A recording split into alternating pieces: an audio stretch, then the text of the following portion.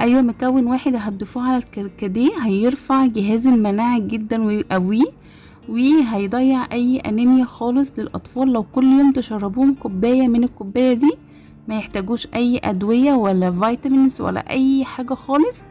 بجد تحفة. مش عارفة ازاي كنا بنعمل الكركديه من غير ما نضيف الاضافة دي عليه، وكمان هنضيف اضافة تانية هتودي طعمه في حتة تانية وهتنفعنا في فوائد كتير. يلا مع بعض بسم الله. ادي الكركديه اللي هننقعه اللي هو بيبقى زهرات ده، ما تجيبوش المفتفت زيادة عن اللزوم. هناخد كوبايتين من الكركديه، طبعا حسب بقى الكميه اللي انت عايزاها. وهنغسله حلو قوي تحت الحنفيه. والاضافه بقى التحفه بنجر، هناخد نص بنجرايه ونغسلها، نقطعها ونغسلها ونحط على الكركديه، وننزل على الكركديه بميه عاديه او ميه مغليه مش هتفرق. بس انا حطيت نص مغلي ونص عادي علشان يتنقعوا اكتر. وكمان هنحط معلقتين من ميه الورد. بس هي دي الاضافات اللي هنحطها على الكركديه. ميه الورد طبعا ليها فوائد كتير جدا للبشرة وللجسم وبرضو للمناعة. والبنجر طبعا مش محتاج ان انا اتكلم عنه وعن فوائده للدم. تحفة جدا جدا. ده كده مركز يعني. بصوا بعد ما سبته ليلة في التلاجة، طبعا تحطوا الكلام ده كله وتسيبوه وتغطوه ليلة في التلاجة وتبدأوا بقى تصفوه. انا عايزة اقول لكم ان ده مركز.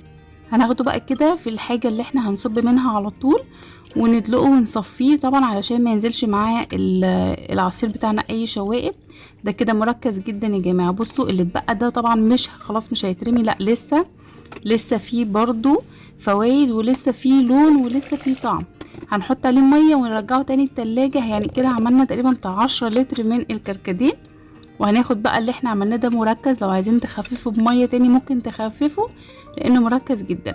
وهنحطه بقى في الكوبايه بتاعتنا ونحط السكر براحتنا. يعني انا ما بحبش اسكره في الكميه الكبيره كلها، ما بحبش اسكرها مره واحده علشان اختلاف الاذواق في السكر.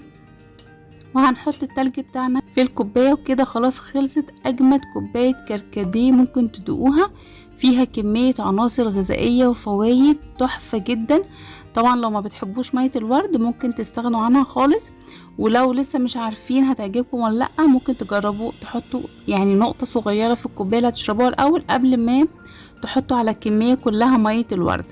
بس البنجر طعمه مش باين خالص ومش فارق، بس مدي قيمة غذائية عالية جدا. بصوا من كتر التركيز الشاليمو باين فيه اللون ازاي ومأثر على الدرجة بتاعت لون الازاز. بجد تحفة. وبس كده خلاص، ده كان الفيديو بتاعنا النهاردة ونورتوني. باي باي.